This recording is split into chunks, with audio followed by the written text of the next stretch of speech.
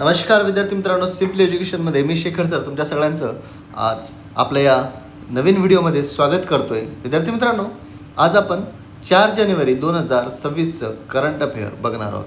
तुम्हाला थंबनेलमध्ये दिसत असेल की आज खूप साऱ्या महत्त्वाच्या 3 मोठ्या बातम्या आहेत, ज्यामध्ये आपल्याला दिसतंय गाढवाला मिळाला 1.5 लाखाचा भाव, IPLवर बंदी, या खूप साऱ्या गोष्टी आहेत ज्या की 4 जानेवारी या दिवशी घडलेल्या आहेत. त्याचं दिनविशेष आणि त्याचं काय काय झालेलं आहे 4 जानेवारीचं करंट अफेअर, जे की आपल्याला येणाऱ्या म्हणजे तुम्हाला जे काही येणाऱ्या आगामी परीक्षा आहेत त्याला तुमच्या या परीक्षेसाठी उपयोगी पडेल असं करंट अफेअर आजच्या या दिवशी घडलेलं आहे विद्यार्थी मित्रांनो. तर चला विद्यार्थी मित्रांनो, सुरू करूया 4 जानेवारी 2026चं करंट अफेअर. सिम्पली एज्युकेशन या माझ्या एज्युकेशन चॅनलमध्ये मी तुमचं सगळ्यांचं स्वागत करतो. सुरू करूया महाराष्ट्र स्पेशलपासून.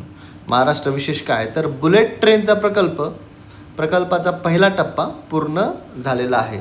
मुंबई अहमदाबाद बुलेट ट्रेन प्रकल्पातील पालघर जिल्ह्यातील पहिला पर्वतीय बोगदा MT5 पूर्ण झाल्याची घोषणा रेल्वे मंत्री अश्विनी वैष्णव यांनी केलेली आहे. रेल्वे मंत्री कोण तर अश्विनी वैष्णव यांचं नाव लक्षात असू द्या. आणि पहिला पर्वतीय बोगदा कोणता MT5 कुठे तर मुंबई अहमदाबाद बुलेट ट्रेनचा जो प्रकल्प आहे पालघर जिल्ह्यातला तो पूर्ण झाल्याची घोषणा रेल्वे मंत्री अश्विनी वैष्णव यांनी केलेली आहे. हा बोगदा विरार बोईसर दरम्यान असून त्याची लांबी 1.5 किलोमीटर आहे. 1.5 किलोमीटर याची लांबी आहे. कुठे तर विरार आणि बोईसरच्या दरम्यान असणारा हा बोगदा आहे. याच्यावरती प्रश्न विचारू शकतात. काय तर बुलेट ट्रेनचा पहिला पर्वतीय बोगदा कोणत्या जिल्ह्यात आहे तर पालघर जिल्ह्यात आहे. आपल्याला जिल्हा माहिती पाहिजे, ठीक आहे. त्यानंतर पुढचा बघूया. सोलापूरमध्ये ऐतिहासिक शोध लागलेला आहे. तर काय तर सोलापूर जिल्ह्यातील बेरामणी येथील माळरानावर भारतातील सर्वात मोठे दगडी चक्रव्यूह म्हणजे स्टोन लॅबिरिंथ सापडलेले आहे. हे चक्रव्यूह सातवाहन काळातील सुमारे 2000 वर्षापूर्वीचे म्हणजे त्यावेळेस सातवाहन काळ असेल त्यावेळेसचे पुरातत्व विभाग त्यावेळेसचं हे चक्रव्यूह आहे, जे की पुरातत्व विभागाचं असं मत आहे. यात 15 गोलाकार दगडी रचना आहेत असं पुरातत्व विभागाने सांगितलेलं आहे विद्यार्थी मित्रांनो. त्यानंतर बघूया सांगलीत बेदाणा संशोधन केंद्र. कोल्हापूरच्या शिवाजी विद्यापीठाने सांगली येथे राज्याचे स्वतंत्र बेदाणा संशोधन केंद्र म्हणजे रेझिन रिसर्च सेंटर उभारण्यास मान्यता दिली आहे. याचा उद्देश काय तर बेदाण्याची गुणवत्ता वाढवणे आणि निर्यातीस चालना देणे. म्हणजे रेझिनची जी क्वालिटी आहे ती वाढवणे, त्याचप्रमाणे एक्सपोर्टला याला स्टिम्युलेट करणे किंवा एक्सपोर्टला चालना देणे याच्या मागचं हे उद्देश आहे. त्यानंतर बघूया प्रकल्प महादेव म्हणजे प्रोजेक्ट महादेव. काय प्रोजेक्ट महादेव तर फुटबॉल खेळाडूंना प्रोत्साहन देण्यासाठी महाराष्ट्र शासनाने प्रकल्प महादेव हा सुरू केलेला आहे. या अंतर्गत काय तर 13 वर्षाखालील मुलामधील टॅलेंट शोधले जाईल. या उपक्रमाच्या लॉन्चिंगसाठी फुटबॉलपटू लिओनिस मेस्सी आणि सचिन तेंडुलकर हे उपस्थित होते. प्रोजेक्ट महादेव कुठल्या खेळाशी संबंधित आहे? फुटबॉल. कोणासाठी आहे तर 13 वर्षाखालील मुलांमधील टॅलेंट शोधण्यासाठी. कोणी सुरू केलेलं आहे तर महाराष्ट्र सरकारने. पुढचं बघूया विद्यार्थी मित्रांनो. महत्त्वाचं बघा, जसं की थंबनेलमध्ये मी तुम्हाला दिलेले आहे गाढवांचे काही चित्र तुम्हाला मी थंबनेलमध्ये दिले आहेत ते बघा. जेजुरीला गाढवांची यात्रा. पुणे जिल्ह्यातील जेजुरी येथे ऐतिहासिक गाढवांचा बाजार भरला. यात राजस्थानमधील काठेवाडी जातीच्या गाढवाला तब्बल 1.5 लाख रुपयाचा विक्रमी भाव आलेला आहे विद्यार्थी मित्रांनो. गाढवाला 1.5 लाखाचा भाव आलेला आहे विद्यार्थी मित्रांनो. बघा, अतिशय म्हणजे विक्रमी असा भाव आलेला आहे आणि ही घटना जी आहे ती लक्षात ठेवण्यासारखी आहे. यावर प्रश्न विचारला जाऊ शकतो, कदाचित येऊ शकतो, ठीक आहे.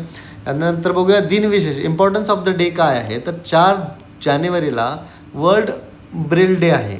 याचा उद्देश काय तर अंध आणि दृष्टीहीन व्यक्तीच्या मानवी हक्कांच्या पूर्ण जाणीवेसाठी संवादाचे साधन म्हणून ब्रेल लिपीचे महत्त्व अधोरेखित करणे. यांचं जे संवाद साधला गेला पाहिजे अंध आणि दृष्टीहीन व्यक्तींना, म्हणून या ब्रेल लिपीचा महत्त्व आहे, म्हणजे ब्रेल लिपी यासाठी वापरली जाते. याची पार्श्वभूमी काय आहे तर हा जो दिवस आहे हा ब्रेल लिपीचे जनक लुईस ब्रेल यांची जयंती म्हणून साजरा केला जातो. लुईस ब्रेल हे ब्रेल लिपीचे जनक आहेत. ठीक आहे. आणि 2026ची थीम काय तर डिजिटल जगात समावेशकता आणि संवाद, म्हणजे celebrating communication and inclusion in digital world. प्रश्न काय विचारला जाऊ शकतो तर 4 जानेवारी हा कशासाठी दिनविशेष आहे तर वर्ल्ड ब्रेल डे. ठीक आहे. त्यानंतर 2026ची थीम काय आहे celebrating communication and inclusion in a digital world. त्याचप्रमाणे त्याचे जनक कोण आहे तर लुईस ब्रेल हे त्यांचे जनक आहे, त्या दिवशी त्यांची जयंती असते. असे यावरती प्रश्न विचारले जाऊ शकतात. ठीक आहे विद्यार्थी मित्रांनो. त्यानंतर बघूया राष्ट्रीय आणि इतर काही घडामोडी, म्हणजे नॅशनल आणि अदर काही घडामोडी. त्यामध्ये बघा हवामान अपडेट्स, वेदर अपडेट काय म्हणतात. भारतीय हवामान विभाग IMD इंडियन मेट्रोलॉजिकल डिपार्टमेंट यांनी 4 जानेवारी 2026ला काय सांगितलं आहे की महाराष्ट्रासह म्हणजे महाराष्ट्रासोबत उत्तर भारतात शीतलहरीची म्हणजे कोल्ड वेव्हचा इशारा त्यांनी दिलेला आहे. IMDने सांगितलं आहे की 4 जानेवारीला की महाराष्ट्र प्लस उत्तर भारतातील जे काही राज्य आहेत यांना शीतलहर म्हणजे कोल्ड वेव्हचा इशारा त्यांनी दिलेला आहे. त्याचप्रमाणे मुंबईतील हवेच्या गुणवत्तेत म्हणजे AQI एअर क्वालिटी इंडेक्सला मोठी घसरण झाल्याची नोंदसुद्धा झालेली आहे. त्यानंतर बघूया संरक्षण विभागात म्हणजे डिफेन्स क्षेत्रामध्ये काय झालेलं आहे तर संरक्षण मंत्रालयाने 2025ला सुधारणांचे वर्ष म्हणजे इयर ऑफ रिफॉर्म म्हणून घोषित केलं होतं. म्हणून त्याचा आढावा आणि पुढील टप्पा 2026मध्ये सुरू केला जाणार आहे. ठीक आहे. त्यानंतर SOAR कार्यक्रम SOAR इम्पॉर्टन्स आहे बरं का विद्यार्थी मित्रांनो, हे लक्षात असू द्या. SOAR म्हणजे स्किलिंग फॉर AI रेडिनन्स. SOAR लक्षात असू द्या, स्किलिंग फॉर AI रेडिनेस. ठीक आहे. हा कार्यक्रम कोणी तयार केला कौशल्य विकास आणि उद्योजकता मंत्रालयाने हा कार्यक्रम सुरू केलेला आहे. यासाठी 500 कोटी रुपयांची तरतूद करण्यात आली असून शाळांमध्ये आर्टिफिशियल इंटेलिजन्सचे शिक्षण यामार्फत दिले जाईल. SOAR कार्यक्रमाअंतर्गत शाळांमध्ये AIचे शिक्षण दिले जाईल. ठीक आहे. त्याचप्रमाणे AIशी रिलेटेड विद्यार्थी मित्रांनो AI हा आपल्या दैनंदिन जीवनाचा किंवा इन फ्युचरमध्ये AIचं महत्त्व खूप वाढणार आहे. त्यामुळे AIवरती आपल्याला म्हणजे येणाऱ्या जे पण पिढी आहे त्यामध्ये AIवरती खूप सारे डिपेंडन्सी राहणार आहेत. तर बघा पुढचा आपण बघूया विद्यार्थी मित्रांनो, क्रीडाशी रिलेटेड काय स्पोर्ट्स न्यूज आहेत तर IPL 2026 इम्पॉर्टन्स आहे बघा.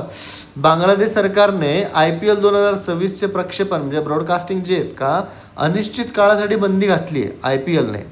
IPLवरती बांगलादेश सरकारने म्हणजे IPLचं जे काही प्रक्षेपण आहे ते बांगलादेशमध्ये दिसणार नाही का तर मुस्तफिझुर रहमान या खेळाडूशी काहीतरी संबंधित वादामुळे हा निर्णय घेण्यात आलेला असल्याचे समजण्यात आलेले आहे. 2026चा जे प्रक्षेपण आहे ब्रॉडकास्टिंग आहे ते बांगलादेशमध्ये होणार नसल्याची सांगण्यात आली आहे. म्हणजे बांगलादेशने सरकारने IPLवरती अनिश्चित काळासाठी बंदी घातलेली आहे. ठीक आहे. विचारू शकतात की कुठल्या देशाने IPL 2026वरती बंदी घातलेली आहे, कोणासाठी घातली हे नाही विचारू शकत. कुठल्या खेळाडूच्या वादामुळे असं नाही, पण हे विचारू शकतात की कुठल्या देशाने IPL 2026वरती च्या ब्रॉडकास्टिंगवरती प्रक्षेपणावरती बंदी घातलेली आहे असं विचारू शकतात विद्यार्थी मित्रांनो. पुढचं बघूया खो खो विश्वचषक वर्ल्ड कप म्हणजे खो खो वर्ल्ड कप हा 13 ते 19 जानेवारी दरम्यान होणार आहे. आणि पहिला विश्वचषक जो आहे तो दिल्ली येथे आयोजित करण्यात आलेला आहे. इम्पॉर्टंट आहे. ठीक आहे. डेटपेक्षा विचारतील काय तर पहिला खो खो विश्वचषक आहे आणि तो कुठे होणार आहे तर दिल्लीला होणार आहे. म्हणून कुठे होणार हा प्रश्न विचारला जाऊ शकतो, हे इम्पॉर्टन्स आहे. त्यानंतर आता आपण बघूया काही प्रश्न प्रॅक्टिससाठी मी तुम्हाला काही प्रश्न दिलेले आहेत.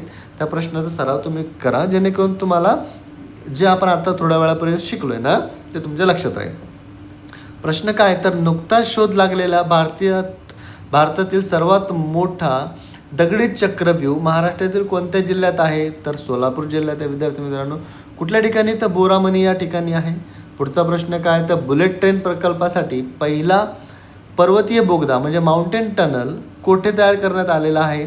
तर पालघर जिल्ह्यात आहे आणि विरार बोईसर यांच्या दरम्यान आहे. त्याचप्रमाणे पुढचा काय प्रश्न आहे की महाराष्ट्रात बेदाणा संशोधन केंद्र म्हणजे रेझिन रिसर्च सेंटर कुठे सुरू करण्यात आलेलं आहे? कुठे सुरू होणार आहे? तर सांगली जिल्ह्यामध्ये होणार आहे. ठीक आहे. त्यानंतर प्रकल्प महादेव. ठीक आहे. हा प्रकल्प कोणत्या खेळाशी संबंधित आहे? तर फुटबॉल खेळाशी संबंधित आहे प्रकल्प महादेव. ठीक आहे विद्यार्थी मित्रांनो, हे काही प्रश्न आहेत जे की मी तुम्हाला दिलेले आहेत. विद्यार्थी मित्रांनो, आजच्या पुरतं एवढंच. या 4 जानेवारी 2026चे करंट अफेअरमध्ये आज आपण हा व्हिडिओ इथेच संपवणार आहे. तुम्हाला जर हा व्हिडिओ माझा आवडला असेल तर या व्हिडिओला लाईक करा, कमेंट करा, माझ्या या चॅनलला सबस्क्राईब करा, जेणेकरून तुम्हाला रोज माझ्या या व्हिडिओचे अपडेट्स किंवा नोटिफिकेशन येत राहील. धन्यवाद.